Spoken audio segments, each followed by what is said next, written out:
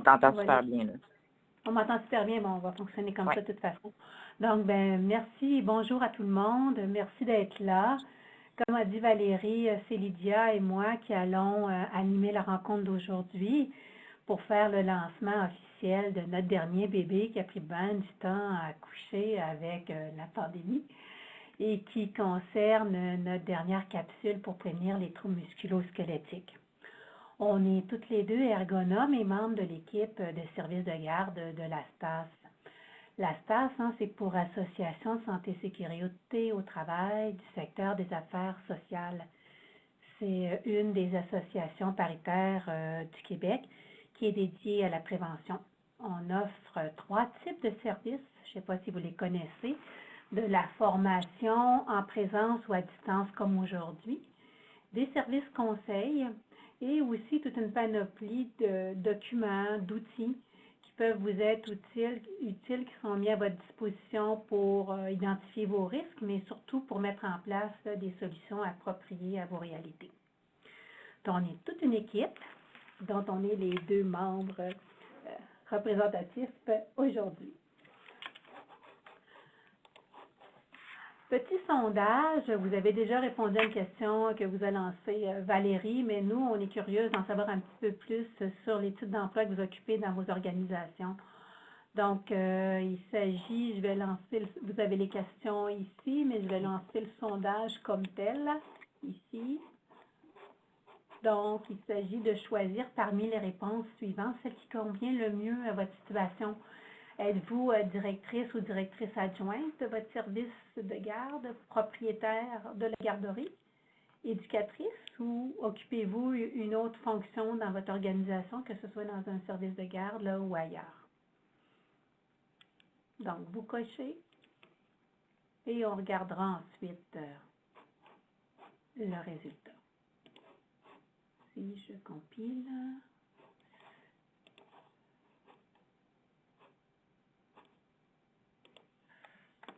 Donc, on a pas mal terminé.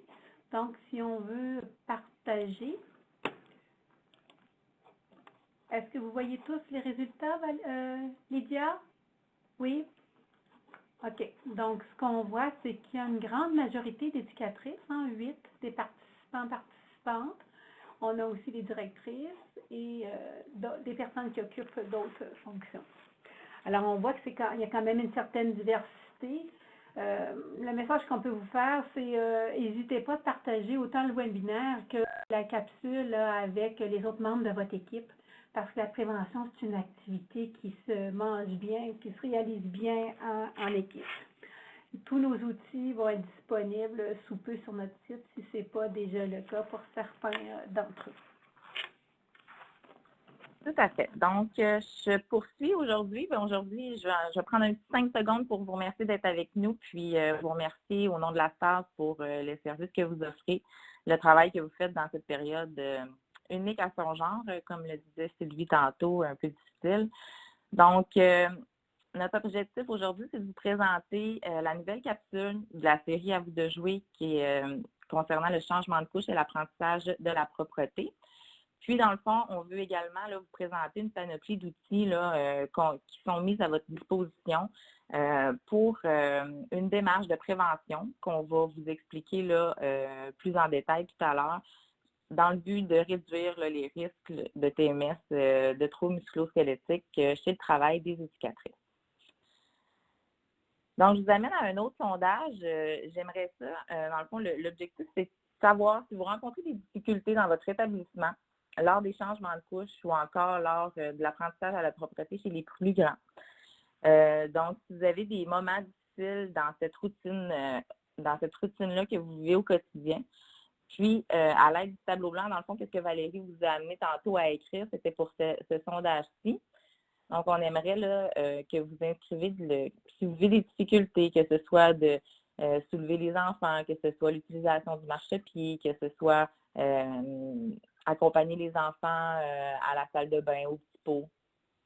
Donc, je vous laisse quelques minutes pour écrire des réponses, pour voir, là, nous, ça nous alimente aussi, là, à savoir là, si vous vivez des difficultés dans vos établissements, dans votre local en tant qu'éducatrice. Ou si vous avez entendu des choses, on avait des membres autres, des membres de la direction.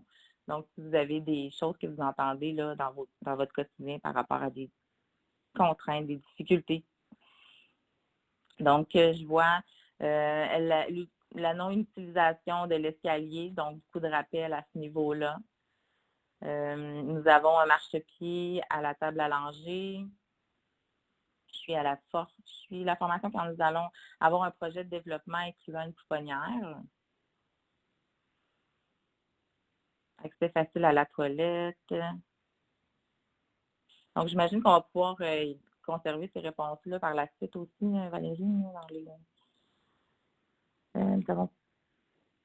Quand nous allons avoir un projet de développement que nous n'avons pas présentement, la disposition des lingettes, donc la disposition du matériel, que ce soit la poubelle, les vêtements de rechange. Donc, c'est le fun de voir un peu ce que vous écrivez. Vous allez voir qu'aujourd'hui, le sujet de la nouvelle capsule va vraiment là, vous aider là, à améliorer les situations de travail là, que vous trouvez difficiles, que vous m'annotez là, sur le tableau blanc. Donc, on va poursuivre. Je vais retourner au PowerPoint pour vous présenter, dans le fond, à vous de jouer, c'est quoi?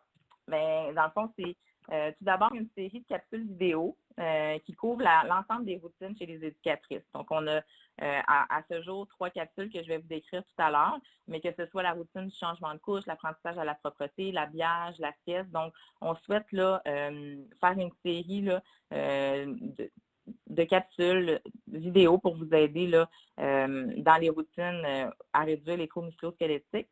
Donc, ça offre également plusieurs outils pour une démarche complète là, pour passer à l'action au niveau de la prévention, pour réduire les accidents de travail, la prévention des accidents de travail dans vos services de garde. À vous de jouer découle aussi de 2 numéros spéciaux sans pépin que je vais vous présenter en détail. On y explique, entre autres, là, les outils qu'on se présente, la démarche de prévention à faire dans ces numéros spéciaux-là. Puis, tout au long, là, tout au fur et à mesure de la création de nos capsules vidéo, bien, on y inclut des outils qui sont nécessaires en fonction de la routine là, qu'on décortique, qu'on établit en méthode de prévention. Tout d'abord, on a la grille d'observation des facteurs de risque qui permet d'identifier les facteurs de risque. Sylvie va pouvoir, là, tout à l'heure, après avoir visionné la capsule, vraiment vous expliquer en détail son utilisation. Il y a le PRP aussi, qui est le processus de résolution de problèmes. Qui est un outil là, fort intéressant là, lorsqu'on a une difficulté, une situation plus difficile. Puis, on a ajouté à cette nouvelle capsule aujourd'hui, changement de couche, bien, la grille de vérification du marchepied pour aider là, justement à bonifier la routine du changement de couche. Tantôt, on voyait dans les commentaires la sous-utilisation du marchepied.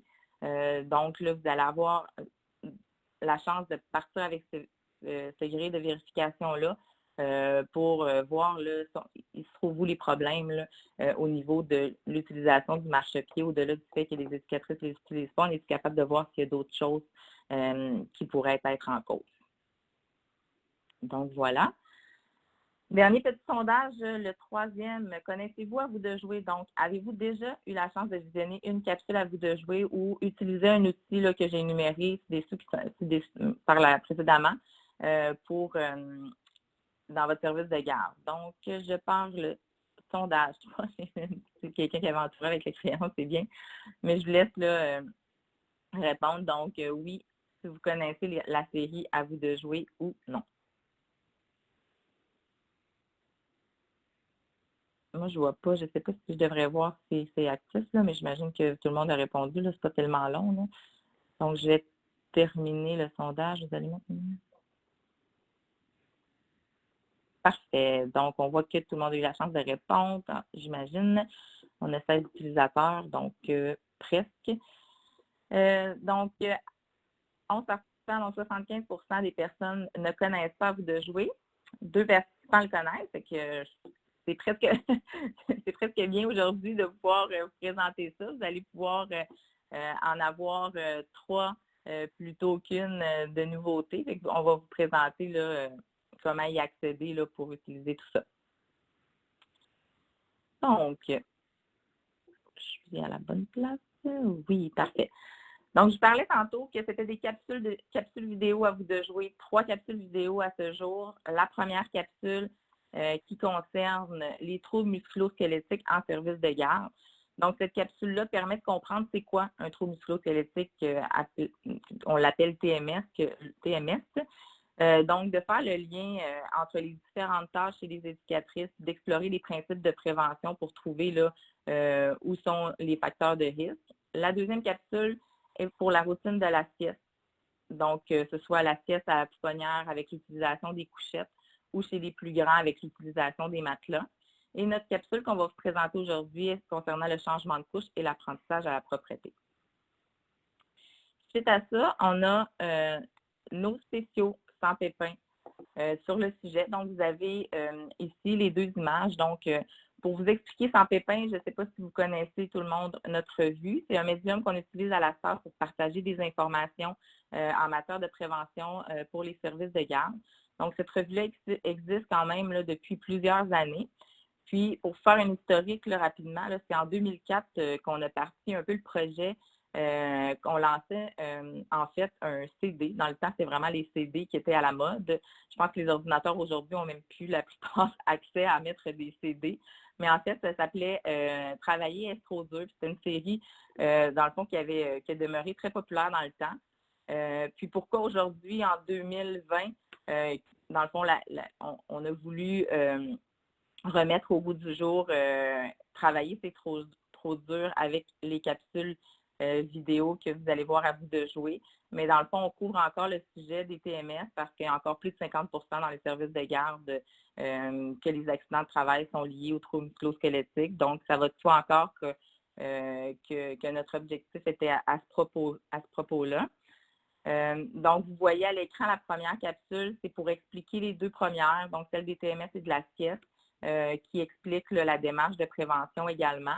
Puis, vous avez là, en primeur la page couverture de notre nouvelle revue sans pépin qui va sortir dans les prochaines semaines, qui couvre l'explication de la deuxième capsule, de la troisième capsule, pardonnez-moi, qu'on va vous présenter tantôt.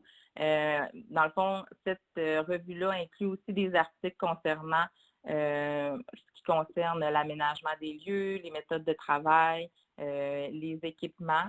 Puis, on inclut là-dedans aussi un exemple complet d'un PRP, le processus de résolution de problèmes, qui concerne la sous-utilisation du marchepied à la table allongée. Donc, je vous invite là, à prendre connaissance de ces deux numéros-là pour bien être capable d'utiliser, à vous de jouer, en connaître davantage.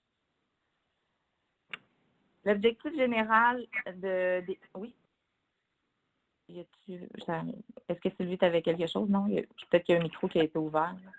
Je voulais juste signifier, si tu permets, que oui, les 2 numéros, oui, on en envoie dans le réseau des services de garde, mais ils sont aussi tous disponibles sur notre site Internet pour consultation, et les outils et les numéros de sans pépin. Oui, effectivement, tout est accessible via le site Internet. Vous allez avoir à la toute fin l'adresse qui vous rend sur le lien. Puis tous nos outils, c'est téléchargeable, c'est gratuit, donc vous avez accès là, à cette possibilité-là. Donc, je reviens, là, les capsules comme objectif principal, on l'a énuméré là, à quelques reprises, Sylvie et moi, donc c'est pour prévenir les troubles musculo-squelettiques dans vos installations. Puis pour ce faire, bien, il y a 3 étapes pour y arriver, en fait, là, pour prendre en charge. D'abord, il faut comprendre le problème. Hein. Il faut expliquer où sont les difficultés pour une routine choisie, que ce soit la sieste ou le changement de couche. Ensuite de ça, il faut documenter la réalité chez vous avec l'aide des outils là, qui vont vous être présentés, à savoir dans ma réalité à moi, dans mon local, dans mon installation, c'est quoi la situation, là? Qu'est-ce que je vis pour avoir cette difficulté-là? Hein, parce que c'est pas qu'on ait un CPE avec 3 installations que ça reflète la réalité partout. Les méthodes de travail peuvent être différentes, l'aménagement peut être différent, les procédures peuvent être différentes aussi. Donc, c'est vraiment important de documenter la réalité. Ensuite de ça, c'est de chercher des solutions. Encore une fois, les solutions, il faut qu'elles soient adaptées à la réalité, à la situation. Hein. C'est pas parce qu'on met des mesures dans un local que ça va de soi puis que c'est pareil dans un autre local, car l'aménagement peut être différent. Les enfants peut être différent aussi, la dynamique peut être différente dans le groupe. Donc, c'est vraiment d'adapter là, tout ça en fonction de, des informations qu'on a recueillies, de la situation réelle. Donc, on recommande fortement de faire cette démarche en équipe pour chapeauté par un comité paritaire qui peut, dans le fond, le CPSST, il peut servir à s'occuper d'animer les rencontres, à créer, à prévoir les rencontres dans l'année, faire les suivis. Ça peut être eux qui peuvent animer aussi dans vos réunions d'équipe ce volet prévention-là, ce volet, cette démarche de prévention, apporter des outils. Puis on sait bien là, que de travailler en équipe, cette démarche-là, permet de partager des idées, hein, tout le monde ensemble, des solutions qui peuvent être, parfois on peut considérer que les gens, ils savent, mais le fait d'en discuter ensemble, on peut avancer sur nos solutions, sur nos idées. Puis ça va plus rapidement qu'individuellement, puis aussi le changement après est plus facile à adopter, puis à implanter là, dans notre équipe de travail. Donc, comme je disais tantôt, Sylvie, hein, notre bébé qui a été long à accoucher, en fait, pour vous faire un petit historique, la semaine que tout a été mis sur pause, c'était notre semaine qu'on devait faire le tournage de notre capsule, qu'on avait travaillé fort, puis qu'on avait hâte de se rendre à la finalité, donc le tournage. Mais malheureusement, là, tout a été fermé. Donc, on a profité, là, on a eu la chance, quand il y a eu entre les deux vagues, quand il y a eu la petite accalmie, d'aller faire le tournage, puis de vous présenter cette troisième capsule aujourd'hui. C'est une durée à peu près de 10 minutes, donc on va l'écouter tout le monde ensemble. Puis après ça, ben, Sylvie va pouvoir là, vous expliquer les outils, passer à travers les outils avec vous. Puis là, vous présenter la démarche là, de A à Z là, de comment utiliser ces capsules-là. Je vais revenir avec vous par la suite. Bon visionnement.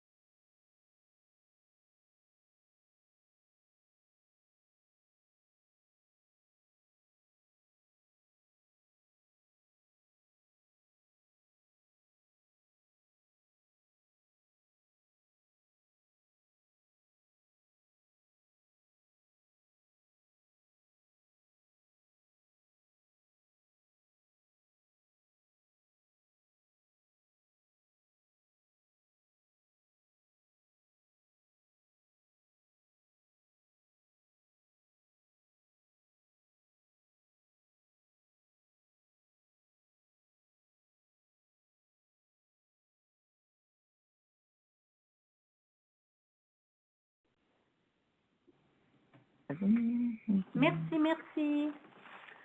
Bon. Alors, bon, j'ai cru comprendre par les commentaires qui étaient affichés là, dans le clavardage que certaines ont pu bien visionner la capsule, mais que pour d'autres, ça n'a pas été le cas. Hein. Vous voyez un écran noir ou des images peut-être un peu floues, ce qui était un peu mon cas. Ben, c'est sûr qu'on vous a mis le lien, Lydia d'une part et Valérie en haut là, d'un des diapos affichés pour que vous puissiez aller visionner la capsule dans un autre temps. Là, on s'excuse pour ce qu'on va appeler les limites technologiques. Hein. C'est ça l'inconvénient de nos rencontres à distance, même si d'un autre côté, c'est fort utile. Fait que celles qui ont pu le visionner, j'espère que vous avez bien apprécié là, le contenu de cette capsule-là. Alors, là, ce que je voudrais poursuivre dans le temps qui nous reste, c'est avec les éléments que Lydia a présentés tout à l'heure. Hein. Elle nous a fait part de la pertinence d'inscrire le visionnement d'une capsule dans une démarche de prévention. Je vous ai mis ici en quoi ça consiste, cette démarche-là qu'on vous propose.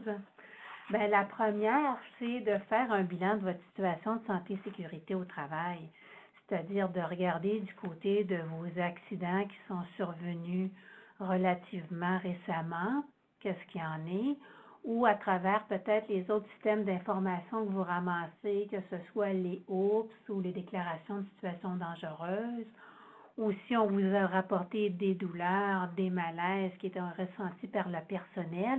Ce sont toutes des sources d'informations qui vont vous amener à identifier un problème qui mériterait d'être solutionné, d'être examiné plus en profondeur.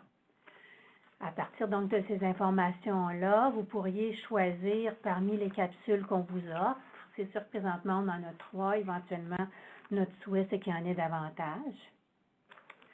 Et que vous procédiez au visionnement de la capsule. Bien sûr, ça se regarde seul, mais on a vu, ça se visionne aussi en groupe.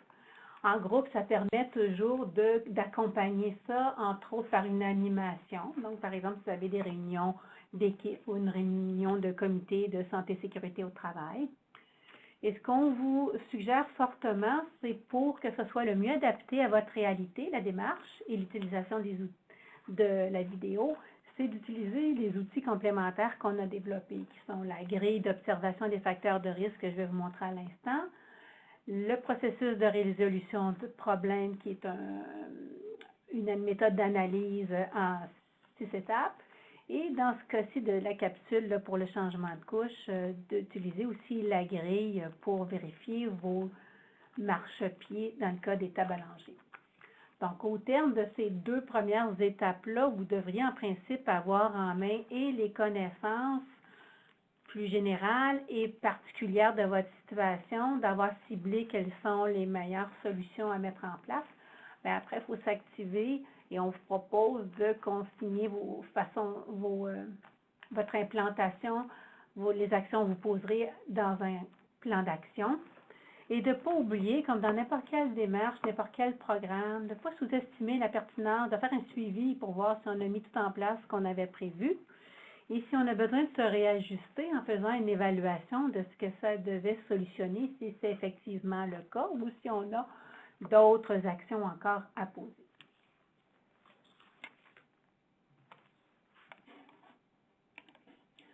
Donc, on vous parle de la grille d'observation des facteurs de risque. En quoi ça consiste? Ben, c'est une grille, merci de me l'avoir affichée, qui permet donc d'observer les facteurs de risque qu'on a vu tout à l'heure pour celles qui ont pu visionner la vidéo, des postures contraignantes. Donc, vous avez, l'idée, c'est de noter sur ce document-là qui, dans la forme actuelle, comprend 4 pages, mais quand vous téléchargerez sur la version papier, ça vient en format de 2 pages. Donc, vous avez une grille par routine qui doit être remplie par l'éducatrice qui permet donc d'apprécier si dans la routine qu'elle réalise, s'il y a des facteurs de risque. Concrètement, ben, c'est ça que vous pouvez l'utiliser au moment où vous visionnez la capsule. Vous l'arrêtez et là, tout le monde remplit sa grille, si la personne est concernée par des changements de couche ou des apprentissages de propreté. mais ça peut être aussi fait dans un deuxième temps. L'éducatrice remplit elle-même sa grille, ou ce qui est très bien aussi, c'est quand on fait ça en duo avec une collègue qui nous observe et annote ce qu'elle voit. Donc, si on prend concrètement pour l'apprentissage de la propreté là, qui est affiché ici, vous retrouvez dans la première colonne, c'est comme ça aussi pour les grilles qu'on a développées là, pour à la sieste, les tâches qu'on pense rencontrer habituellement au moment de cette tâche-là. Donc, par exemple, prendre le matériel, prendre les vêtements de l'enfant, soulever l'enfant, l'aider, etc. Après ça, il s'agit d'identifier combien de fois on le fait chaque jour et de cocher si on observe des postures dangereuses ou à risque de blessure. C'est ça qu'on appelle des postures contraignantes ou certains mouvements. Donc, ça pourrait être, par exemple, est-ce que j'observe un dos en torsion? Est-ce que quand je prends les vêtements, je vois qu'on est en étirement à bout de bras? Donc, l'idée, c'est de cocher au fur et à mesure du déroulement de l'activité ce qu'on observe s'il y a une contrainte. S'il n'y en a pas, évidemment, on ne coche rien. Le nombre de fois ensuite qu'on pense, ça se répète dans la journée. Et au terme de l'exercice, on peut s'attribuer des priorités d'action, donc sur une base individuelle, comme ça pourrait se faire au niveau de l'équipe. De dire ensuite à quelle priorité d'action, de tâche on veut accorder une attention pour la suite du processus, c'est-à-dire la recherche de solutions. Donc, une grille comme ça, quand on l'utilise, ça nous indique où on a des postures, mais sans vraiment cibler les causes et encore moins les solutions. C'est pour ça qu'on vous propose un deuxième outil qui est, attendez, ça c'est les 4 pages. Si je reviens à la PowerPoint, on a ici les facteurs de risque que je vous ai mis. Vous voyez ici le lien, on peut le rejoindre, mais je vais vous donner un lien général à la fin tout à l'heure. Donc, le deuxième outil, c'est le processus de résolution de problèmes qui permet, lui, quand on veut aller plus loin dans la recherche de solutions, d'analyser une situation difficile. Donc là, on travaille cette fois-ci vraiment en équipe. Comme disait tout à l'heure Lydia, ça permet de partager des points de vue, se mettre ensemble aussi pour chercher des solutions. Hein. On dit souvent que plusieurs têtes valent mieux qu'une. Donc, c'est une méthode d'investigation en 6 étapes où on utilise l'approche globale et on recherche des causes, là, au-delà de la méthode de travail. Merci de l'afficher. Donc, en utilisant l'approche globale qui est en 6 étapes. Donc, c'est un outil que vous pouvez télécharger sur notre site Internet, donc processus de résolution de problèmes. On retrouve au début les consignes, comment on l'utilise, mais si on poursuit, vous allez, au-delà des étapes, retrouver aussi comme ici, vous trouvez un formulaire que vous pouvez remplir pour chacun des éléments de la situation de travail, ce que vous avez à donner comme information qui décrit la réalité là, en question. Si vous rencontrez des difficultés à animer un processus de résolution de travail comme c'est décrit dans le formulaire ou bien encore à l'utiliser, n'hésitez pas à nous contacter. Là. Ça fait partie des services qu'on va vous offrir avec plaisir, vous accompagner dans une démarche comme ça. Donc, Lydia le mentionnait tout à l'heure, dans le prochain numéro de Sans Pépin, on va avoir un article particulier qui présente un exemple de processus de résolution de problème avec des questions typiques là, pour le changement de couche. Si on revient ici, donc vous avez le lien. Le troisième outil qu'on a développé concerne une grille, parce que ça arrive assez régulièrement que les difficultés, quand on parle de changement de couche à une table à langer, qui peuvent être associées aux caractéristiques de notre marchepied. Donc, la grille qui a été développée, on a le détail, bien sûr, ici, une grille qui va être encore disponible pour vous, où vous retrouvez les différents éléments qui doivent être vérifiés. Il vous suffit, devant le marchepied devant lequel vous vous trouvez, de cocher si l'élément il est présent ou s'il est absent. Vous avez une zone de commentaire.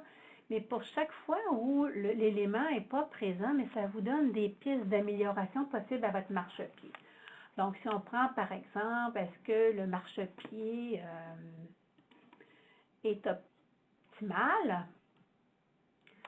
Donc, est-ce que l'utilisation entraîne très peu de manipulation? Est-ce qu'il peut rester ouvert durant toute la journée? Mais si je coche oui, c'est une chose, mais si je coche non, ça pourrait m'indiquer des éléments là, ici qui pourraient être améliorés dans l'emplacement, même si les autres caractéristiques pourraient être parfaites.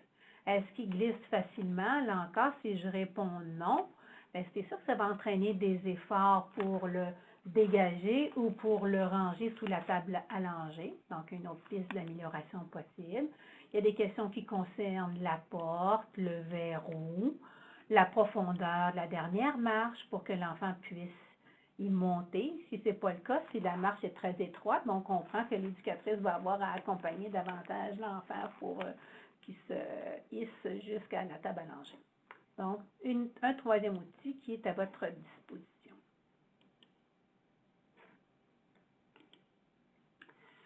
Quand vous avez terminé toute l'utilisation, visionner les capsules, utiliser les outils, vous êtes prête à agir. Mais là encore, nous, on vous recommande fortement de vous structurer dans vos actions que vous aurez à poser pour solutionner le problème. On vous a mis ici un exemple de plan d'action. C'est assez simple, c'est de consigner par écrit le problème qu'on souhaite résoudre.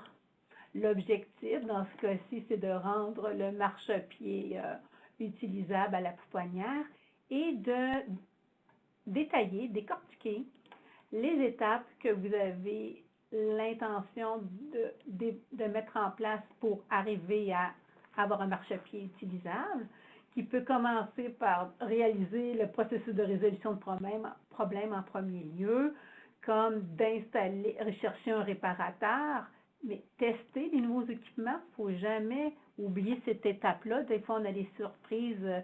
Vous l'avez peut-être déjà vécu après une installation que ce n'est pas tout à fait comme on le souhaitait, donc ça peut demander des ajustements. De ne pas négliger l'étape de former le personnel. Chaque fois qu'on a un nouvel équipement, on est gagnant de prendre quelques minutes ou davantage pour bien expliquer l'utilisation de toutes les fonctionnalités. C'est sûr qu'il y a des équipements qui sont moins compliqués que d'autres. Et comme on disait tout à l'heure, de ne pas oublier d'évaluer. Si on observe des changements dans les postures, par exemple, en reprenant notre grille de facteurs de risque. Donc, vous voyez, on consigne par écrit nos étapes, comme ça. Il peut en avoir bien d'autres, ça dépend du problème et de la solution qu'on a retenue. Mais de consigner par écrit qui en est responsable, mais ça permet parfois de voir qu'on peut partager les différentes actions à poser, de se donner un échéancier. Bien sûr que ça peut être révisé des fois en cours de route si on a sous-estimé le temps que ça nécessitait de trouver un réparateur ou qu'il soit disponible. D'estimer les coûts et de faire le suivi avec la dernière colonne. Donc, ça peut être utile de consigner donc l'information par écrit pour faire le suivi, mais aussi parfois aussi pour montrer qu'on a pris en charge le dossier, qu'on a fait preuve de diligence raisonnable. Et ça peut aussi être utilisé quand on cherche à obtenir des ressources supplémentaires, que ce soit financières ou en termes de temps à allouer pour mettre en place les solutions. Quand on a présenté le projet, par exemple, à notre conseil d'administration, si vous en avez un.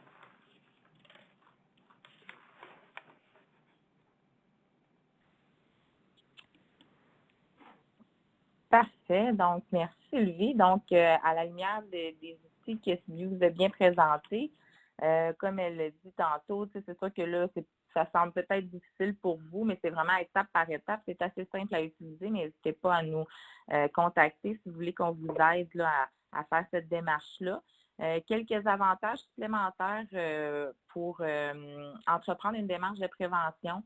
On parlait de réduire les troubles musculo-squelettiques dans votre milieu de travail, mais ça sert aussi à réduire les douleurs liées aux lésions, que ce soit suite à un accident de travail, que ce soit des inconforts qu'une travailleuse peut vivre. Donc, ça peut servir à ça aussi. D'améliorer la qualité de vie au travail des éducatrices. Si on facilite l'utilisation des équipements, ça facilite la routine, donc c'est plus agréable. Puis à la fois, ça assure une stabilité du personnel. On sait que de nos jours, la disponibilité de la main-d'œuvre est de plus en plus rare. Donc, cette démarche-là permet à la fois d'être gagnante pour la direction, mais c'est aussi gagnant pour les éducatrices et pour les enfants qui fréquentent le service de garde. Donc, par la suite, autre utilisation de la capsule, on vous parle d'une démarche, d'une prise en charge par une démarche de prévention depuis le début du webinaire. Ça peut servir aussi à sensibiliser le personnel, des nouvelles éducatrices ou des nouveaux membres qui siègent au comité santé-sécurité au niveau de la sensibilisation, de l'identification des risques par rapport à la capsule TMS, la première capsule. Ça sert aussi à rafraîchir après une formation ou un retour au travail à nos travailleuses qui quittent en congé maternité lorsqu'elles reviennent au travail, de rafraîchir la mémoire, c'est important. Au niveau du nouveau personnel aussi, c'est une exigence de la CNSST d'avoir une formation, de informer nos nouveaux travailleurs. Donc, les capsules, elles peuvent servir à ça. C'est une belle façon là, de partager l'information et d'informer nos travailleuses. D'outiller la direction pour optimiser son rôle en santé et sécurité, des directions qui aimeraient faire de l'observation sur le terrain, qui aimeraient identifier les facteurs de risque qui se retrouvent par rapport aux routines. Donc, ils peuvent servir de nos grilles d'identification de facteurs de risque pour faire ceci. D'informer de l'importance de la prévention des TMS. On peut servir de la première capsule pour ça aussi. On peut la partager à notre conseil d'administration si on a, comme je le disais tantôt, mais on a un projet d'aménagement, on aimerait réaménager la pouponnière, puis on aimerait identifier au conseil d'administration les facteurs de risque. Donc, pour partager, pour avoir le même langage commun pour tout le monde, bien, cette capsule-là peut servir à ça également. Puis elle sert aussi à outiller les enseignements techniques, l'éducation à l'enfant. Donc voilà, elles peuvent servir à plusieurs choses autres que faire une démarche de prévention. Où on peut trouver les 3 capsules et tous les outils qu'on a développés jusqu'à maintenant et les prochains. C'est assez simple. Vous avez simplement aller à l'adresse qui est affichée ici, donc astas.qc.ca, / à vous de jouer. Vous allez tout y trouver. Les informations pertinentes. Si vous rencontrez des difficultés, j'en dis encore une fois, n'hésitez pas à venir vers nous. Ça nous fera plaisir de vous aider. Donc, toute la série s'y retrouve. Avant de vous quitter, Lydia et moi, ce qu'on vous a présenté, c'est le travail de toute une équipe. Donc, on ne peut pas vous quitter sans mentionner la contribution de tous les instants d'Andréane Buteau, qui est conseillère avec nous dans l'équipe service de garde. Le regard critique mais bienveillant de notre collègue Philippe Archambault, qui est à l'édition de nos documents.